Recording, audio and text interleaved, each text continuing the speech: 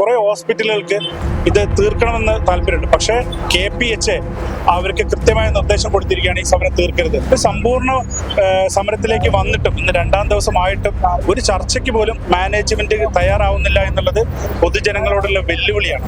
മാന്യമായി സമരം ചെയ്യുന്ന നഴ്സുമാരെ ശാരീരികമായി ആക്രമിക്കുന്ന തരത്തിലേക്ക് മാനേജ്മെന്റുകൾ തയ്യാറാവുന്നു. ഒരു ഗുണ്ട സെറ്റപ്പിലാണ് കാര്യങ്ങൾ മുന്നോട്ട് പോകുന്നത്. പ്രൈവറ്റ് മേഖലയിലും മിനിമം വേതനം പുതുക്കേണ്ടത് ഗവൺമെന്റാണ്. ആരോഗ്യമന്ത്രിയും തൊഴിൽ വകുപ്പൊക്കെ വളരെ നിഷ്ക്രിയമായിട്ടാണ് ഇപ്പൊ പ്രവർത്തിക്കുന്നത്. നമസ്കാരം. മിനിമം വേതനം 40,000 രൂപയെങ്കിലും ആക്കുക എന്നുൾപ്പെടെയുള്ള ആവശ്യങ്ങൾ ഉന്നയിച്ചുകൊണ്ട് യുണൈറ്റഡ് നേഷൻസ് അസോസിയേഷന്റെ ആഭിമുഖ്യത്തിൽ കേരളത്തിലെ സ്വകാര്യ ആശുപത്രികളിലെ നഴ്സുമാർ സമരം നടത്തുകയാണ്. കോഴിക്കോട് ജില്ലയിൽ കോഴിക്കോട് കളക്ടറേറ്റിന് മുൻപിലാണ് ഇത്തരത്തിൽ ഇവരുടെ സമരം നടക്കുന്നത്. അതേസമയം ഇവരുടെ സമരത്തെ തകർക്കുന്നതിന് വേണ്ടി ആശുപത്രി മാനേജ്മെന്റുകൾ, ഇവർ പ്രധാനമായിട്ടും ആരോപിക്കുന്നത് KPHA എന്ന് പറയുന്ന സംഘടനയുടെ നേതൃത്വത്തിൽ തങ്ങളുടെ സമരത്തെ അട്ടിമറിക്കുന്നതിന് വേണ്ടി ശ്രമിക്കുകയാണ് എന്നുള്ളതാണ് ഇവരുടെ പ്രധാനപ്പെട്ട ആരോപണം എന്ന് പറയുന്നത്. ഇപ്പോൾ നമ്മളോടൊപ്പം ഉള്ളത് യുണൈറ്റഡ് നഴ്സസ് അസോസിയേഷന്റെ മുൻ സംസ്ഥാന ജനറൽ സെക്രട്ടറി നിലവിലെ ഇന്റർനാഷണൽ ജനറൽ സെക്രട്ടറിയുമായിട്ടുള്ള ജിതിൻ ലോഹിയാണ്. അദ്ദേഹത്തിന്റെ വാക്കുകൾ. ഞങ്ങൾക്ക് ഇത് അത്ഭുതപ്പെടുത്തുകയാണ്. കാരണം കോഴിക്കോട് ജില്ലയിലെ 10ലധികം ഹോസ്പിറ്റലുകൾ, പ്രധാനപ്പെട്ട എല്ലാ ഹോസ്പിറ്റലും സമ്പൂർണ്ണ പണിമുടക്കിലാണ്.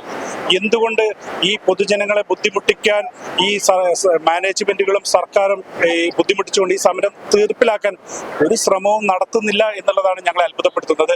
എനിക്ക് തോന്നുന്നു മാനേജ്മെന്റുകൾക്ക് എല്ലാവർക്കും KPHA മാനേജ്മെന്റ് അസോസിയേഷൻ കൃത്യമായിട്ടുള്ള നിർദ്ദേശം കൊടുത്തിരിക്കുകയാണ്. ഈ സമരം നിർത്താൻ പാടില്ല, അവര് സമരം കണ്ടിന്യൂ ചെയ്തോട്ടെ.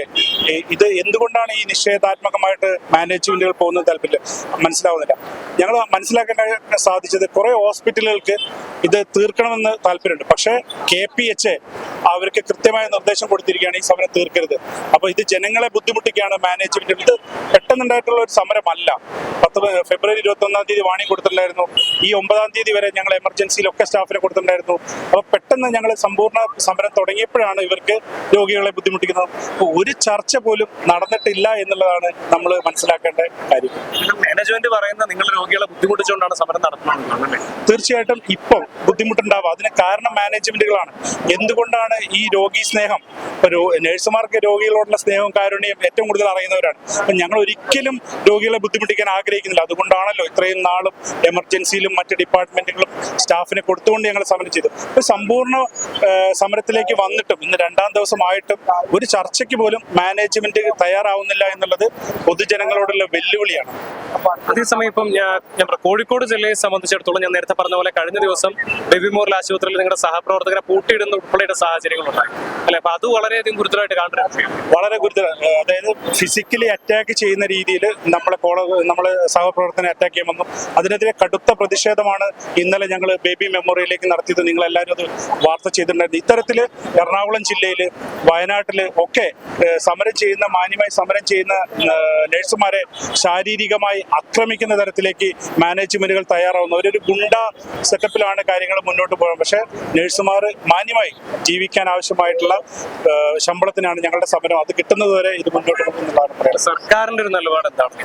സർക്കാർ പ്രഖ്യാപിച്ചു മിനിമം വേതനം സർക്കാർ പ്രഖ്യാപിച്ചത് എന്ന് പറഞ്ഞു കഴിഞ്ഞാൽ 20,000 രൂപയായിരുന്നു മുന്നത്തെ മിനിമം. 8 വർഷത്തിന് ശേഷം ഉണ്ടായിട്ടുള്ള വർധനവ് എന്ന് പറഞ്ഞാൽ ഒരു 3,500 രൂപയാണ് വർധന ഉണ്ടായിട്ടുള്ളത്.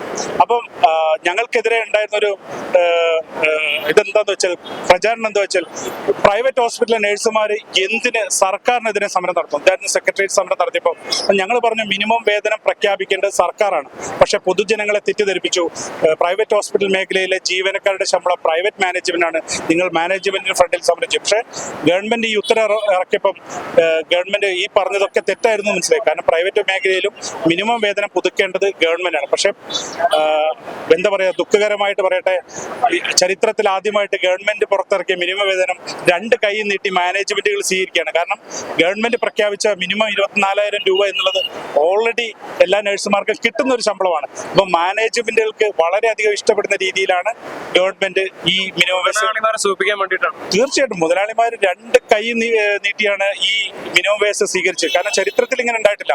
എല്ലാ പ്രാവശ്യവും മിനിമം വേതനം പുതുക്കുന്ന സമയത്ത് 2009-ലായിക്കോട്ടെ 13-ലായിക്കോട്ടെ 2018 ഈ മിനിമം വേതനങ്ങൾക്കെതിരെ കോടതിയിൽ പോവുകയും ഇത് കൊടുക്കില്ല എന്ന് വാശി പിടിച്ച് അവസാനം ഇത് കിട്ടാൻ വേണ്ടിയാണ്, മിനിമം വേതനം കിട്ടാൻ വേണ്ടിയിട്ടായിരുന്നു സംഘടന സമരം ചെയ്യുന്നത്. അപ്പം ഓൾറെഡി കിട്ടിക്കൊണ്ടിരിക്കുന്ന ഒരു ശമ്പളമാണ് ഗവൺമെന്റ് പ്രഖ്യാപിച്ചു എന്ന് പറഞ്ഞിട്ട് പ്രഖ്യാപിച്ചുകൊണ്ടിരിക്കുന്നത്. അതുകൂടാതെ ഇപ്പോൾ സമരത്തിലാണെങ്കിലും ക്രിയാത്മകമായിട്ട് ഗവൺമെന്റ്, കാരണം ഇത് പൊതുജന ആരോഗ്യത്തിനെ ബാധിക്കുന്ന കാര്യമാണ്. അപ്പം പ്രൈവറ്റ് ഹോസ്പിറ്റലിലെ നഴ്സുമാരാണെങ്കിലും ഗവൺമെന്റിന് നമ്മുടെ സ്റ്റേറ്റിന്റെ ഹെൽത്തിൽ ഉത്തരവാദിത്തമുണ്ട്. അപ്പോൾ ഉത്തരവാദിത്തത്തിൽ നിന്ന് മാറി ഇത് ഞങ്ങളുടെ മാറ്റർ അല്ല എന്നുള്ള രീതിയിലാണ് ആരോഗ്യമന്ത്രിയും തൊഴിൽ വകുപ്പൊക്കെ വളരെ നിഷ്ക്രിയമായിട്ടാണ് ഇപ്പോൾ പ്രവർത്തിക്കുന്നത്.